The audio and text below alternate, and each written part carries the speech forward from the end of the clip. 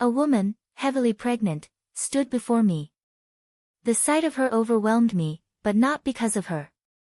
It was the thought of enduring this ordeal, raising a child alone, haunted by the memory of her visibly pregnant figure and my collapsing marriage.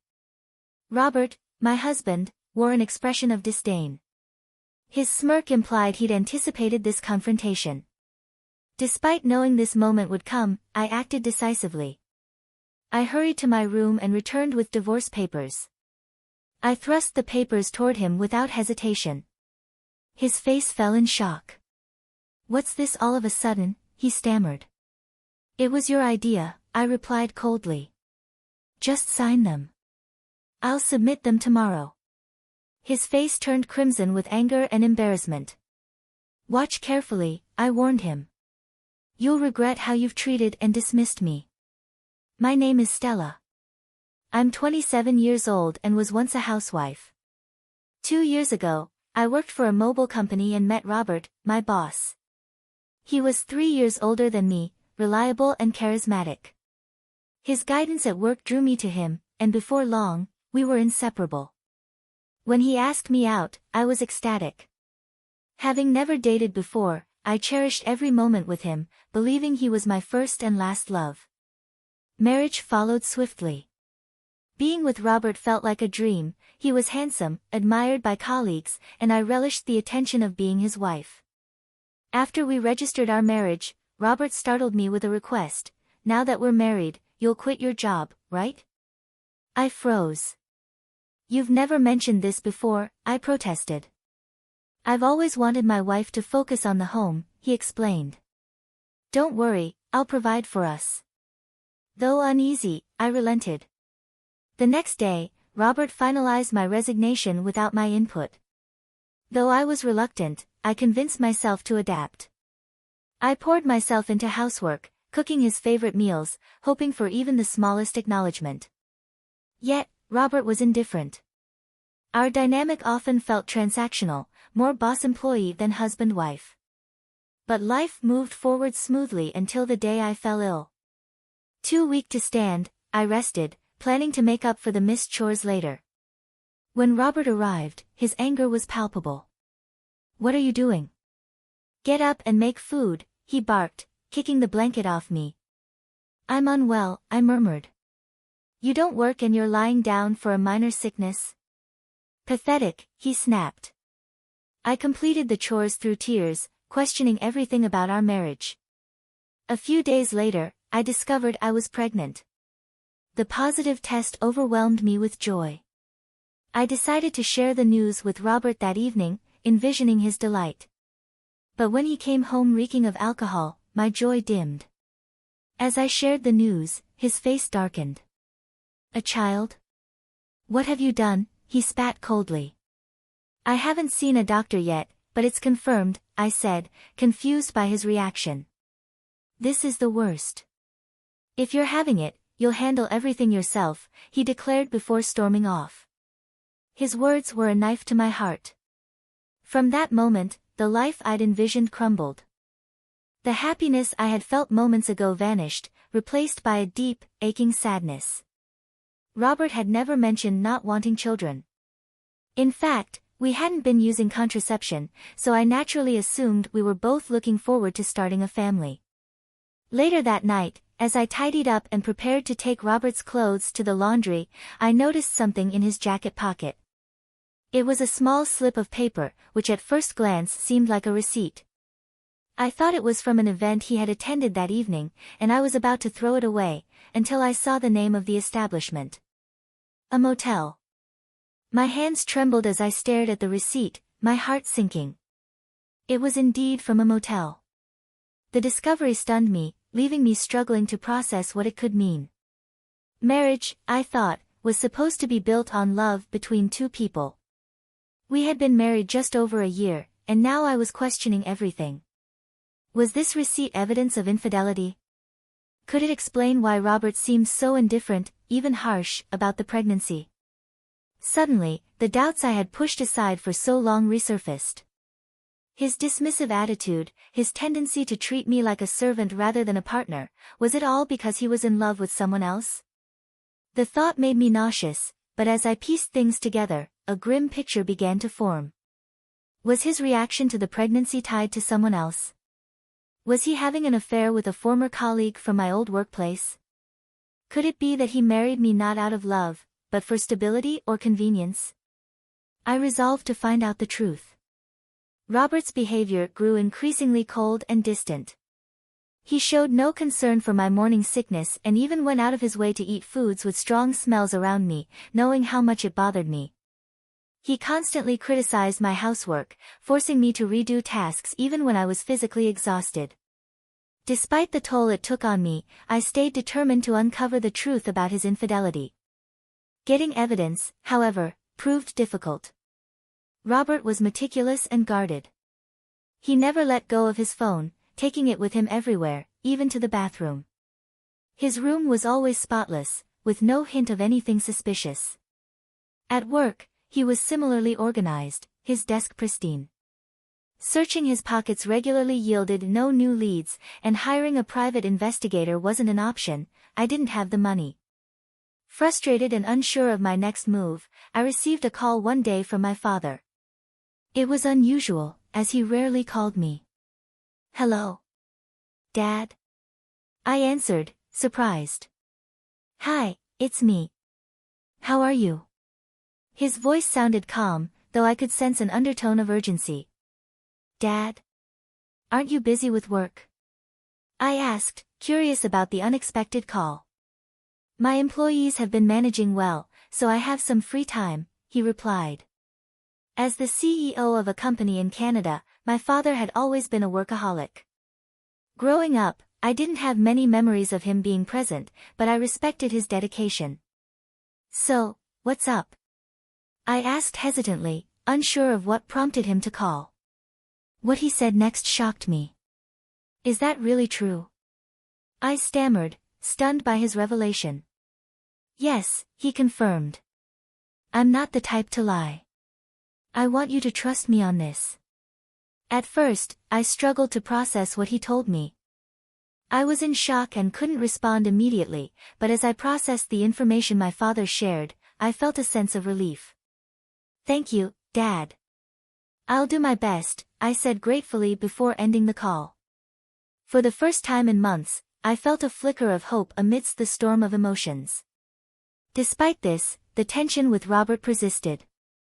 He remained distant, and his cold demeanor only deepened my resentment toward him. Months went by with no improvement in our strained relationship. Then, as I approached my 9th month of pregnancy, something happened that completely shattered what was left of our life together. I lived in constant fear around Robert, tiptoeing through my days, trying to avoid conflict while leading a quiet, restricted existence. One evening, as I served dinner, Robert came home and sat at the dining table. I ate silently, hoping to avoid any confrontation. Suddenly, Robert slammed his fork down. "What is this?" "It's tasteless," he yelled, throwing the food I had prepared onto the floor. His outburst stunned me. My frustration bubbled over as I watched my carefully prepared meal discarded so carelessly. Robert had complained about my cooking recently, but I had been using less seasoning to make meals healthier during my pregnancy.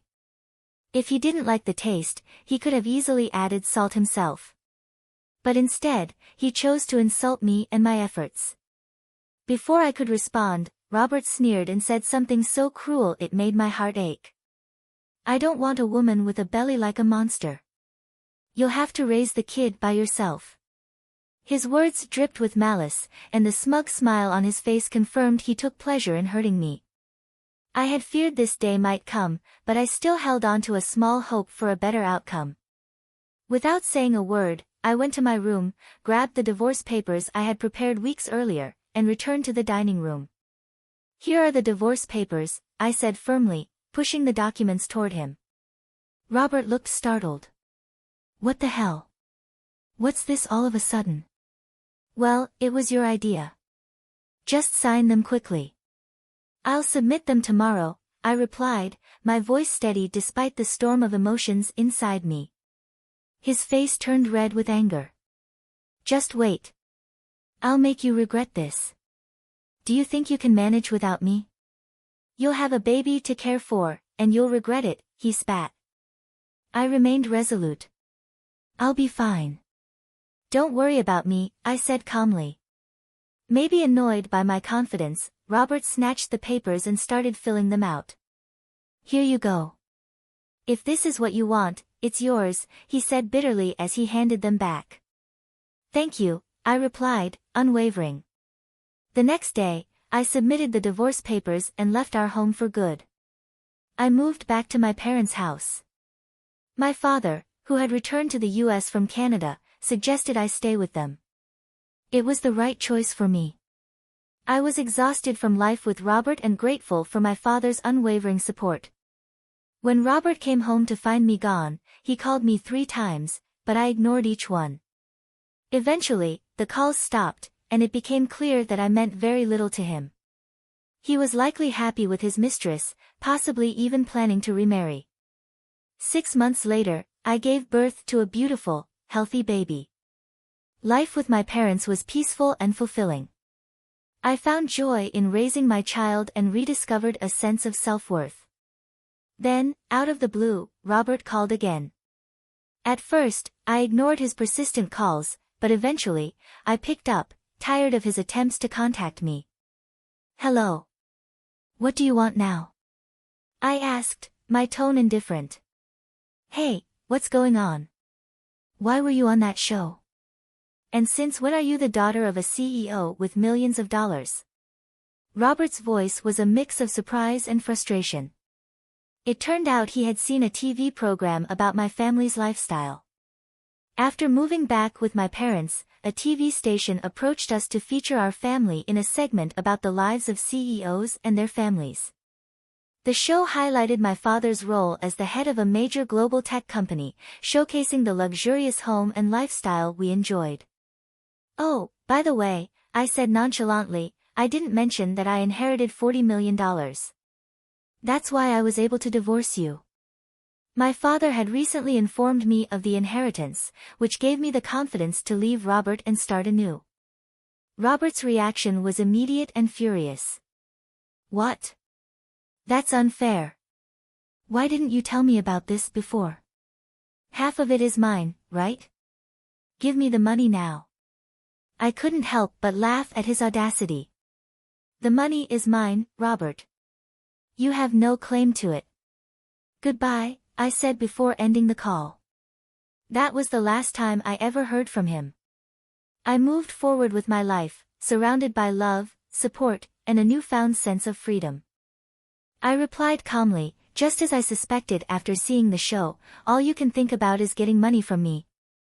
Gifts from parents aren't included in property division.